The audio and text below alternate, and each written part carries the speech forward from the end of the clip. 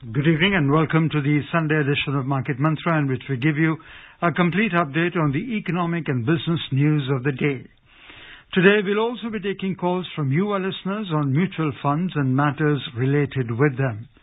The numbers to call us on are 2331 4444, 2371 7106 or 2371 7117.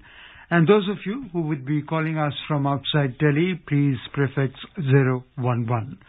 My name is Rajesh Lake, and with me is my co-anchor in Hindi, Manoj Pathak.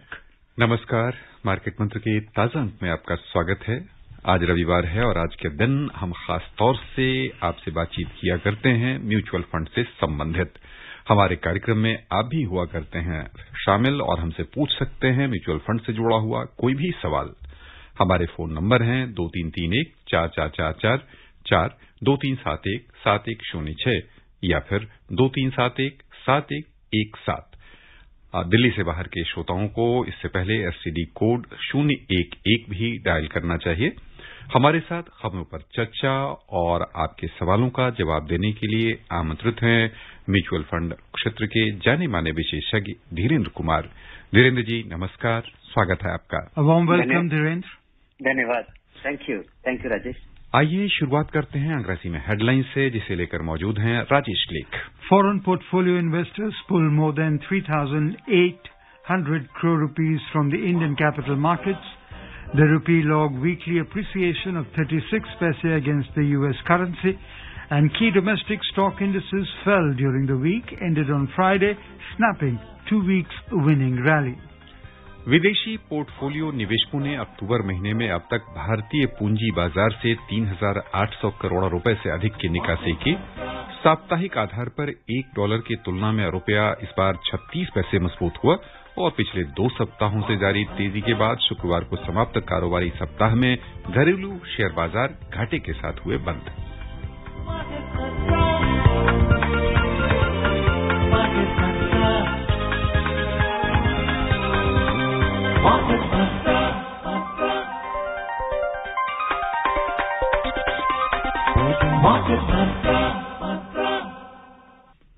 विदेशी portfolio निवेशक एफपीआईज ने अक्टूबर महीने में अब तक पूंजी बाजार से 3,800 करोड़ रुपए से अधिक की निकासी की है। प्राप्त आंकड़ों के अनुसार इस महीने एफपीआईज ने मुख्य रूप से निकासी की, जबकि पिछले 2 महीनों में डेट सेगमेंट में अच्छी खासी खरीदारी की थी। एफपीआईज की ओर से अगस्त महीने में 14,376 करोड़ 20 लाख रुपए से अधिक की खरीदारी डेट सेगमेंट में हुई थी, जबकि सितंबर महीने में इसी क्षेत्र में 13,363 करोड़ रुपए से अधिक का निवेश किया गया। एफपीआईज ने इस बार अब तक डेट सेगमेंट से 1,494 करोड़ रुपए की निकासी की, जबकि इक्विटीज से 2,331 करोड़ रुपए से अधिक निकाले गए। इस तरह 22 अक्टूबर तक 3,825 करोड़ रुपए से अधिक की निकासी की गई है। We have 2 callers online with us, one from Mumbai and the other one from Delhi. First we go to Navi Mumbai and say hello to Jitendra. Welcome Jitendra, please ask your question. Jitendra जी हमारे साथ जुड़े हुए हैं, आप सवाल पूछें अपना। जितेंद्र जी हमारे साथ लगता है हमारा संपर्क टूट गया। हम आमंत्रित करना चाहेंगे धर्मवीर जी को। दिल्ली से हैं आप धर्मवीर जी, आपका स्वागत है, सवाल पूछिए। नमस्कार जी, मैं ये पूछना चाहता हूँ म्यूचुअल फंड के बारे में। हमने ब्रांच में बात करी, एसबीआई में बोलते हैं कि ये ठीक है, आप इसमें जाइए, इसमें आपको अच्छा वो मिलेगा, और दूसरे ब्रांच में जाते हैं तो उसमें बोलते हैं, दूसरे ब्रांच के बैंक में जाते हैं तो वो बोलते हैं इसमें कोई लाभ नहीं है, इसमें बेनिफिट नहीं, क्योंकि वो एफडी के लिए ज्यादा जोर देते हैं। तो इसको थोड़ा इसकी परिभाषा समझाइए, म्यूचुअल फंड के अंदर क्या बेनिफिट ज्यादा मिलता है, क्या है इसके बारे में। धन्यवाद। हाँ, अलग अलग लोग आपको अलग अलग सलाह दे रहे होंगे और अब शायद उनका जो इंटरेस्ट से हर्ट होता होगा या फायदा होता होगा, लोग आपको सलाह देते हो। लेकिन ये समझना आपके लिए जरूरी है कि दोनों क्या है। म्यूचुअल फंड डिपॉजिट नहीं है। डिपॉजिट में आपको गारंटी, ऑलमोस्ट गारंटीड रिटर्न, आपको निश्चित आमदनी होती है। आपको पता होता है कि कब ये पैसा वापस मिलेगा। उसके पहले अगर पैसे की जरूरत पड़ जाए प्री मैच्योर, तो आप पैसा ले सकते हैं। म्यूचुअल फंड इससे अलग है। म्यूचुअल फंड में आपको किसी भी तरह का कभी भी कोई गारंटीड रिटर्न नहीं मिलता है। उम्मीद ये होती है कि उससे ज्यादा रिटर्न मिल पाएगा। म्यूचुअल फंड बहुत तरीके के होते हैं। बहुत सारे फंड हैं जो कि डिपॉजिट से आप उसकी तुलना कर सकते हैं। बहुत सारे फंड हैं जिसकी डिपॉजिट से आप बिल्कुल भी तुलना नहीं कर सकते। वो फंड जिसमें आप पैसा लगाएंगे और उसमें जो पैसे का एक भाग है वो शेयर मार्केट में लगेगा। शेयर मार्केट में उतार चढ़ाव जो है वो डिपॉजिट से उसकी तुलना बिल्कुल नहीं की जा सकती। तो म्यूचुअल फंड आपके लिए फायदेमंद हो सकता है, क्योंकि अलग अलग चूंकि ब्याज दरों में इतनी गिरावट आई है, इस वजह से इस तरफ रुझान दिख रहा है या लोग इंटरेस्टेड है अपना रिटर्न बढ़ाने के लिए। लेकिन रिटर्न केवल बगैर समझे हुए, अगर ये आप जानते नहीं है कि उतार चढ़ाव कैसा होता है, कंजर्वेटिव तरीके के फंड है। बहुत सारे ऐसे फंड है जिसमें कि आपके पूरे पैसे का केवल 10%, 15% पैसा ही इक्विटी में लगेगा, बाकी फिक्स्ड इनकम में लगेगा। यहाँ वैसी उतार चढ़ाव नहीं होगी। तो ऐसे फंड में पैसा लगाना चाहिए आपको शुरुआत में, और उसमें ही 1-2 साल 3 साल लगा के रखना चाहिए, ताकि आपको इस उतार चढ़ाव का अनुभव हो सके। उसके बाद ही आप उसके लिए तैयार होंगे। और ये अनुभव मुझे लगता है सबके लिए जरूरी है, क्योंकि भविष्य में ब्याज दरें अगर कम रहती हैं तो आपके पास रिटर्न बढ़ाने का केवल एक ही उपाय है कि आप इक्विटी में लगाएं। इक्विटी में जब भी, और इक्विटी का और शेयर में पैसा लगाने का पे ये उतार चढ़ाव रहेगा ही रहेगा। तो जल्दी से जल्दी आप इसका अनुभव कर लें, क्योंकि ये रिस्की है अगर आप कम समय के लिए लगाते हैं। ये रिस्की उतना नहीं है अगर आप ज्यादा समय के लिए लगाते हैं, और ज्यादा समय के लिए आप तभी लगा पाएंगे जब आप ये एक्सपीरियंस कर लेंगे। आइए चलें भिलाई से हमारे साथ फोन लाइन पर हैं रवि नारायण। स्वागत है आपका रवि जी, सवाल पूछे। नमस्कार मार्केट मंत्रा को। नमस्कार। मैं बड़ा रेगुलर श्रोता हूँ, आपको बधाई देता हूँ, बहुत अच्छा प्रोग्राम करते हैं। मेरा सवाल एक है कि अभी जैसे ये मार्केट जो है थोड़ा सा करेक्शन था, अभी भी बुलिश है कहते हैं, और एक करेक्शन हो सकता है बोलते हैं। तो मेरा ये प्रश्न है कि एक बॉटम क्या एक्सपेक्ट करते हैं आपके अपने एक्सपर्ट व्यूज के मुताबिक, कितना 55 या 50 या ऐसा कुछ बता सकते हैं कि बीएसई सेंसेक्स जो है बॉटम क्या छुएगा? जी हाँ, मैं आपको बड़े भरोसे के साथ बता कि ये कोई नहीं बता सकता है। और इस जो मैं कह रहा हूँ उस पर आप जरा गौर करें। अगर आप देखें कि पिछले 1.5 साल में क्या हुआ है, कि सब लोग उम्मीद कर रहे थे कि अब बाजार गिरेगा। जब बाजार गिर चुका था तब सब उम्मीद कर रहे थे कि और गिरता जाएगा। बाजार जब बदला, घूमा मार्च 2020 के बाद, तो उसके बाद रुका ही नहीं। और उसके बाद से बहुत सारे लोग ये उम्मीद कर रहे हैं। ये जो पिछले 4-5 दिन का आप करेक्शन देख रहे हैं, ये पता नहीं करेक्शन है, ये लगा ऐसा ही रहेगा, नहीं रहेगा, ये कहना बड़ा मुश्किल है। कम समय में बाजार को गेस करना असंभव है, और किसी के गेस पे मैं गेस बोल रहा हूँ, ये मैं प्रेडिक्शन नहीं कह रहा हूँ या किसी इसका कोई आधार हो, ऐसा कुछ भी नहीं है।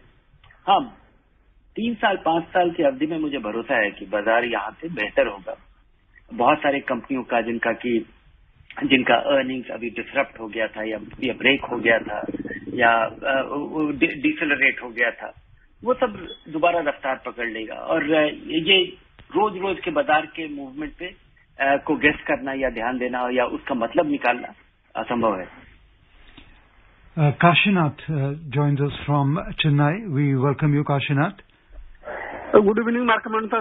Good evening. Good evening sir, मेरा प्रश्न धीरेन्द्र जी से ये है कि जो मिरे एसेट का फोकस्ड फंड होता है, वो जो फोकस्ड फंड आप बोलते हैं कि 20-30 कंपनी सिलेक्टेड कंपनी में इन्वेस्टमेंट करता है, तो मेरा सवाल ये है जो 20 सिलेक्टेड स्टॉक है वो खाली लार्ज कैप या large cap, mid cap, small cap mix होता है? और दूसरा सवाल है, इस तरफ फंड में, फोकस्ड फंड में एसआईपी करने से थोड़ा बेहतर रिटर्न की हम उम्मीद कर सकते हैं क्या? आपका राय थोड़ा बताएंगे, धन्यवाद जी। हाँ, मेरा ये एसेट का फोकस्ड फंड ये मल्टी कैप फंड है। ये हर जगह पैसा लगाता है, केवल लार्ज कैप में नहीं लगाता है। और फोकस्ड फंड आमतौर पे कम शेयर में पैसा लगाते हैं, इस वजह से यहाँ पे उतार चढ़ाव भी ज्यादा देखा जाता है।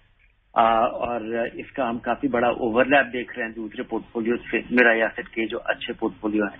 और पिछले 1 साल में, हालांकि बहुत पुराना फंड नहीं है, लेकिन पिछले 1 साल में इसमें करीब वृद्धि हुई है 65%, 66%। पिछले साल मई में 2019 मई में इसकी शुरुआत हुई थी, और तब से अभी तक इसका रिटर्न करीब 35% सालाना रहा है, जो कि काफी खासा अच्छा है। और ये एक ज्यादा डाइवर्स फंड है। फोकस फंड हमेशा उतार चढ़ाव उम्मीद की जाती है, लेकिन कई बार देखा गया है कि फोकस फंड नहीं होने के बावजूद ज्यादा डाइवर्स फंड भी अच्छा रिटर्न दे पाता है। आइए चलें कोलकाता से हमारे साथ हैं फोन लाइन पर सुशोभन। स्वागत है आपका, सवाल पूछिए। Good evening one and all. नमस्ते धीरेन जी।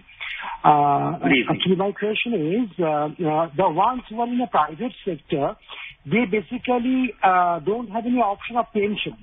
So I have two questions. If anyone rely upon NPS, National Pension Scheme of the central government, whatever UTI or SBI they go for, is it a good option? And second question is that if they invest money in PPF at the time of return after 15 years or after 20 years, they may get a lump sum money.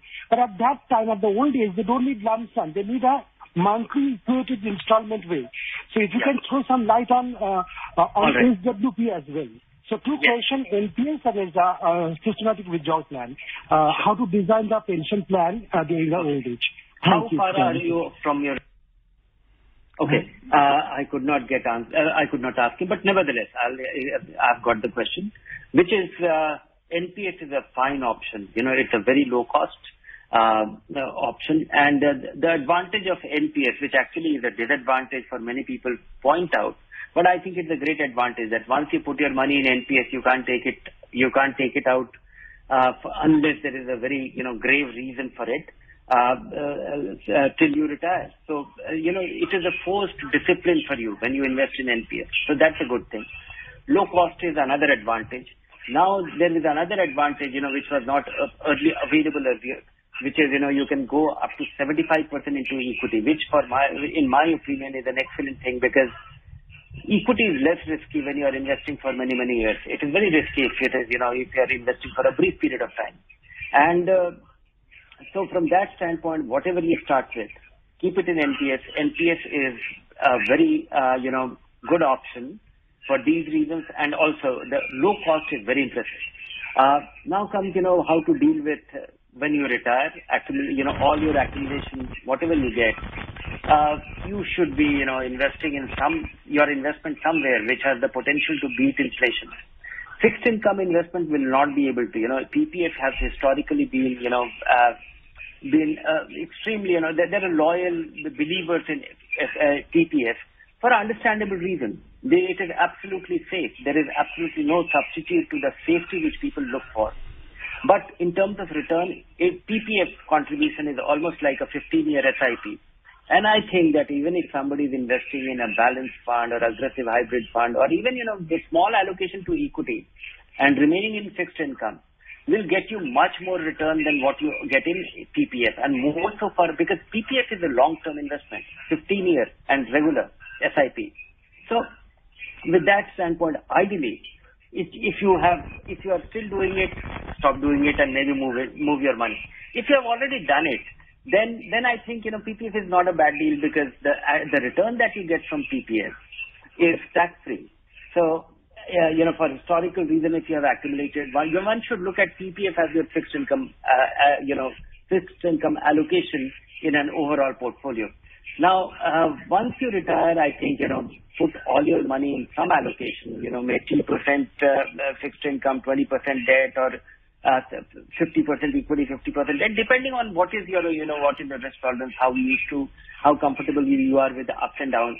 Make sure that, you are not in initial years of 2-3 years post-retirement, your annual withdrawal rate should not exceed 6%. And depending on how the initial 2-3 years performance has been, then, you can annually revise it.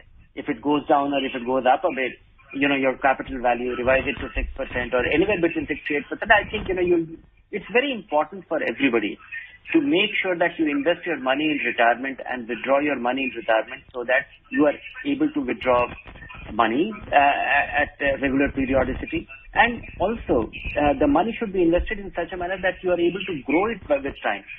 Without equity allocation, it will not be possible for investors to derive higher income as you get older. आइए चलें मुंबई से हमारे साथ हैं phone line पर इला शाह। स्वागत है आपका, सवाल पूछें। मार्केट मंत्र टीम और वीरेंद्र जी को नमस्कार। मुझे पूछना है कि कोई ERN मतलब हमारा जो ब्रोकर होता है म्यूचुअल फंड का, वो आपको अगर ठीक से सर्विस ना दे तो उसका क्या उपाय है?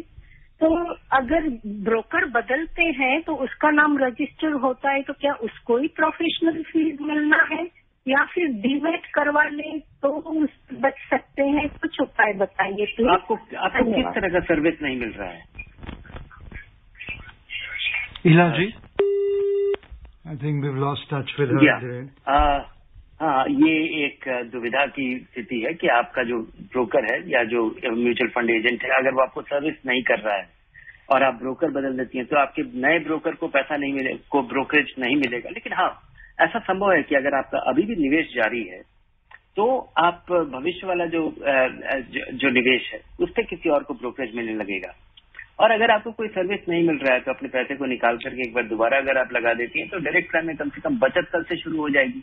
अगर आप दुखी हैं, डिसअपॉइंटेड है अपने ब्रोकर के खराब सर्विस की वजह से या सर्विस नहीं दे पाने की वजह से, और मैं जानना चाहूंगा कि आपको किस तरह का सर्विस चाहिए, क्योंकि म्यूचुअल फंड में जिस तरह की तरक्की और जिस रफ्तार से तरक्की हो रही है उसमें ये जो सर्विस का जो इशू है, एक सर्विस की शुरुआत हुई है और बहुत कम दिन पहले हुई है, 3 सप्ताह पहले हुई है,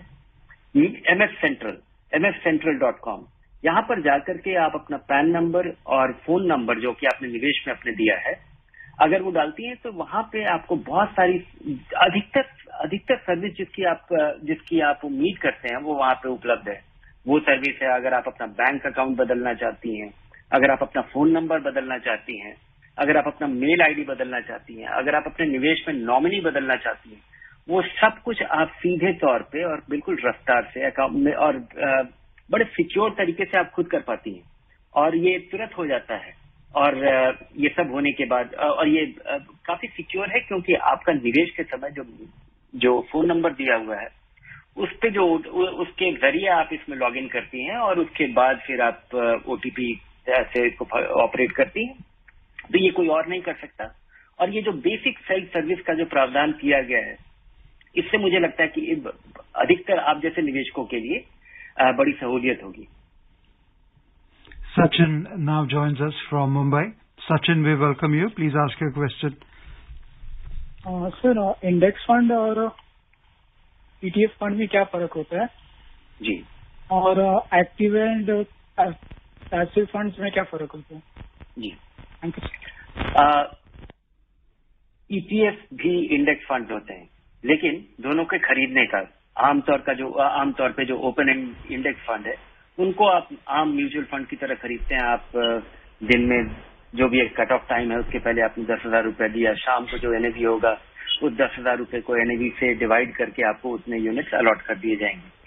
ETF आप शेयर की तरह खरीदते हैं, आप स्टॉक ब्रोकर के पास जाते हैं या किसी स्टॉक ब्रोकर के यहाँ अकाउंट खोलते हैं, डीमैट अकाउंट खोलते हैं, ब्रोकरेज अकाउंट खोलते हैं और वहां पे आप दिन में जिस समय भी आप ऑर्डर प्लेस करते हैं, जैसे आप शेयर खरीदते हैं उस तरह से आप एक लिमिट वाला ऑर्डर या मार्केट ऑर्डर आप प्लेस करते हैं और उस हिसाब से आपको उतने यूनिट्स के लिए करते हैं और उस दाम पे अगर आता है तो आपको खरीद पाते हैं। दूसरी तरफ कोई बेचने वाला होना चाहिए। दोनों में अंतर ये है कि एक चीज जिसके बारे में सावधान रहना चाहिए कि ETF में लिक्विडिटी बराबर हमेशा रहे ये ऐसा जरूरी नहीं है। दूसरा, जब आप इंडेक्स फंड खरीदते हैं तो आप बिल्कुल वो ऑलमोस्ट निश्चित रहता है कि आप उसके NAV पे आप खरीद रहे हैं, आपका पैसा लग रहा है। जब आप ETF खरीदते हैं तो हो सकता है वो उस दिन के NAV से आपको केवल पिछले दिन का NAV पता रहता है। एक अंदाज पे अभी का लाइव NAV उपलब्ध रहेगा, जो कि सेंसेक्स या निफ्टी वाले अगर आप इंडेक्स का ETF देख रहे हैं तो आप एक बेसिक रेफरेंस के आधार पे उससे जो दाम होगा वो ऊपर भी हो सकता है, नीचे भी हो सकता है। सावधान रहना चाहिए कि आप बहुत ज्यादा प्रीमियम NAV से बहुत ज्यादा दाम दे करके आप ETF ना खरीदें। और एक दूसरी समस्या ये भी हो सकती है कि जब आप बेचने जाए तो हो सकता है कि खरीदार नहीं हो उस पर्टिकुलर ETF में। लेकिन अभी सेंसेक्स और निफ्टी वाले ETF में अधिकतर जो उपलब्ध है उसमें रीजनेबल एक मॉडेस्ट लिक्विडिटी उपलब्ध है। एक्टिव और पैसिव क्या होता है? जब आप किसी इंडेक्स फंड में पैसा लगा, इंडेक्स फंड को पैसिव कहा जाता है क्योंकि उसमें कोई फंड मैनेजर कोई डिसीजन नहीं ले रहा होता है। एक्टिव फंड जिसमें कि फंड मैनेजर ये निर्धारित करता है कि किस सेक्टर में लगाना चाहिए, किस कंपनी में लगाना चाहिए, कितना लगाना चाहिए, कब बदल देना चाहिए, ये सब चीजें इंडेक्स फंड में नहीं करनी होती है। आपका पैसा बिल्कुल एक खास अनुपात में जो कि इंडेक्स का है उन पर्टिकुलर शेयर्स में उसमें लग जाता है बहुत ही मैकेनिकल तरीके से। इसमें फंड मैनेजर की का कोई खास रोल नहीं होता है। Gaurav from Ghaziabad joins us now. Gaurav, we welcome you. Hello. Yes Gaurav. Jitendra ji हैं हमारे साथ। हेलो। हेलो जी बोलिए। अपना परिचय दे दें पहले। हाँ, गौरव फ्रॉम गाजियाबाद। स्वागत जी गौरव, सवाल पूछिए। सर, मैं कंसोलिडेटेड कैपिटल गेन स्टेटमेंट सारे म्यूचुअल फंड के अक्रॉस का कहीं से निकाल सकता हूँ क्या? कि मेरा अगर कोटक में है, एक्सिस में है, मीरा में है और आईसीआईसीआई में है, तो मैं कोई कंसोलिडेटेड अकाउंट स्टेटमेंट निकाल सकता हूँ क्या? कैपिटल गेन स्टेटमेंट की अलग अलग ना निकालना पड़े। और दूसरा सवाल सर, एसआईपी अभी चल रही है तो क्या उसको बढ़ा दें थोड़ा? जो मार्केट जब गिरने लगे तो थोड़ा उसको बढ़ाने में आपकी क्या सलाह है कि हमें फायदा आगे जाके अगर 5 साल 8 साल पैसा नहीं चाहिए तो बढ़ाना चाहिए या नहीं? Thank you.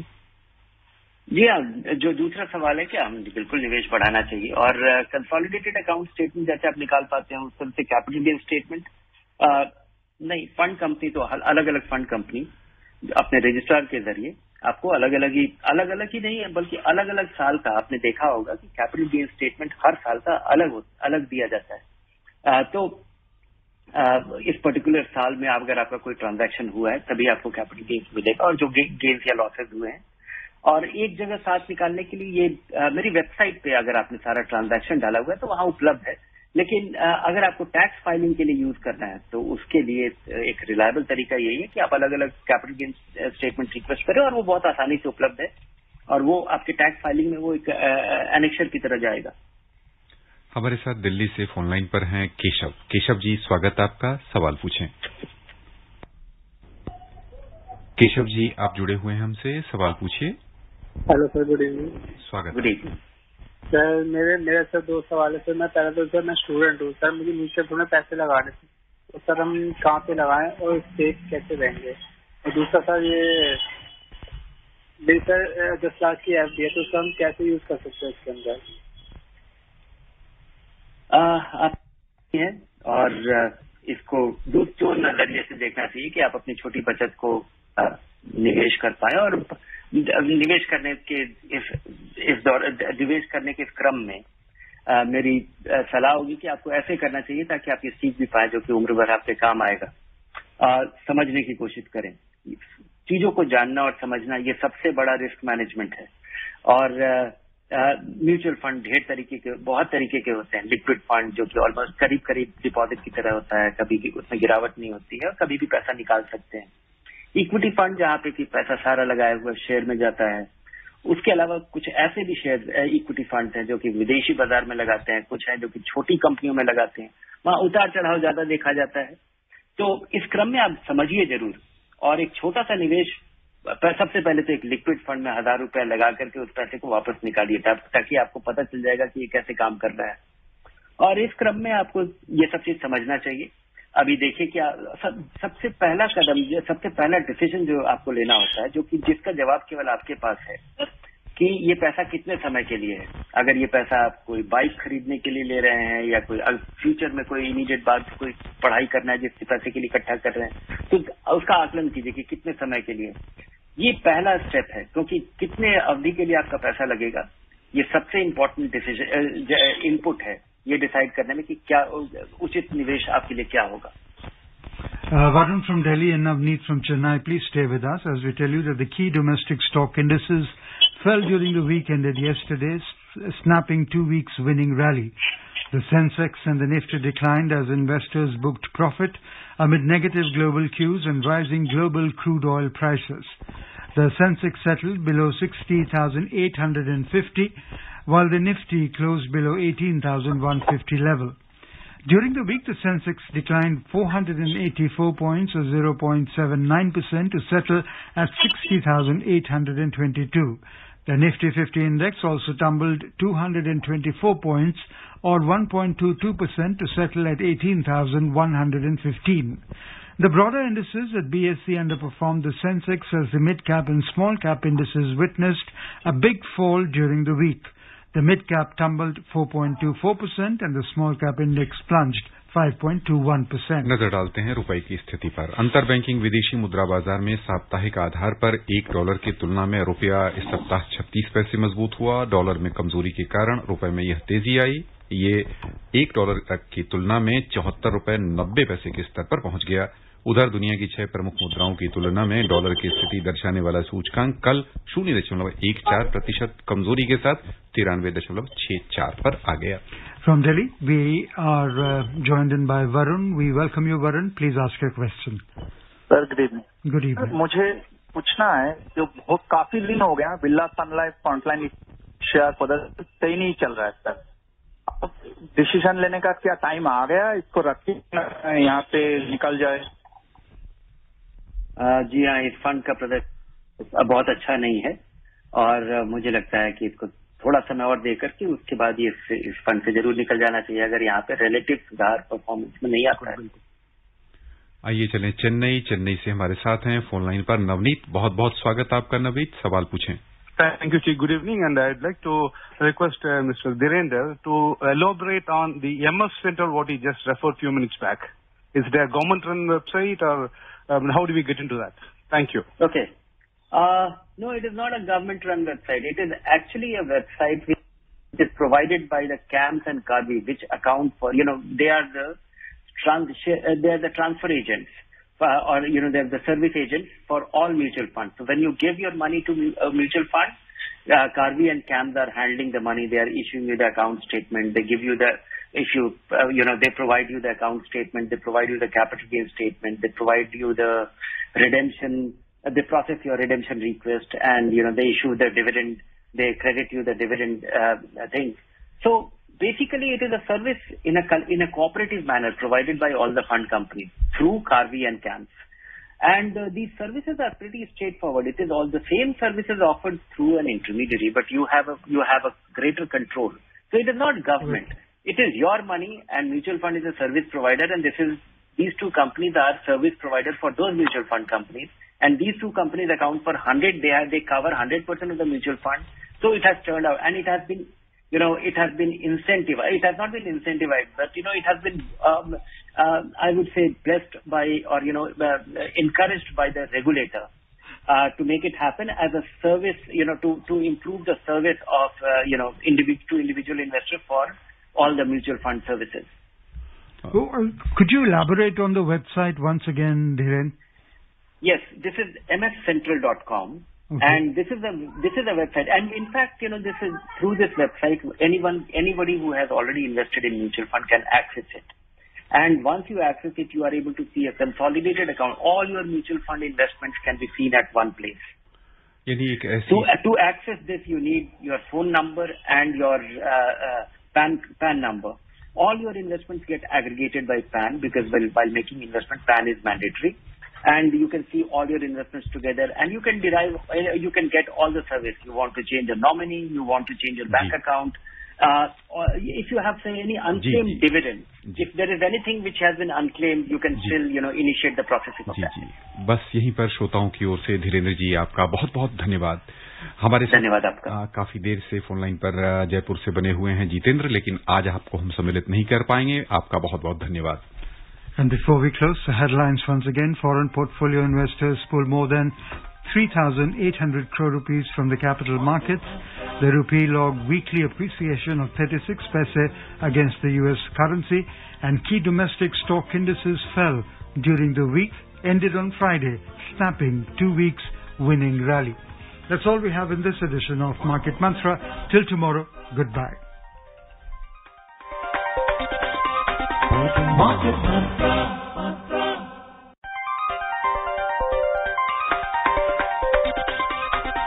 Market Mantra.